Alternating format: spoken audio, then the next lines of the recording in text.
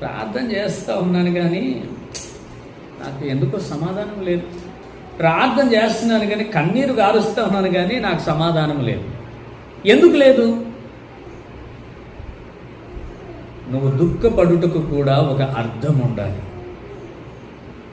ఎందుకమ్మా ఏడుస్తున్నావు, ఎందుకు నాయన ఏడుస్తూ ప్రార్థన చేస్తూ ఉన్నావు అంటే, అయ్యా నా సంఘములో ఉన్న కొరత కొరకు నేను ప్రార్థన చేస్తున్నాను, నా కుటుంబాన్ని సరిచేసుకోవడానికి నేను ప్రార్థన చేస్తున్నాను, నా ఇరుగు పొరుగు వారి కొరకు వారు మంచిగా బ్రతకాలని ప్రార్థన చేస్తున్నాను, నా జీవితమే నేను మార్చుకోవాలని ప్రార్థన చేస్తున్నాను.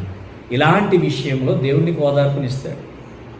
అంతేగాని వ్యర్థమైనటువంటి వాటి కొరకు ఊరూరికనే దుఃఖపడి ఏడ్చేటువంటి వాటి కొరకు ఓదార్పును దేవుడు ఎవడు. ఇది మనం గుర్తుపెట్టుకోవాల్సిన విషయం. చాలా సందర్భాల్లో మనం చేసేటువంటి పని అదే కదా. 2 కొరింథీయులకు రాసిన పత్రిక ఒకసారి చూసుకుందామా, 1:30.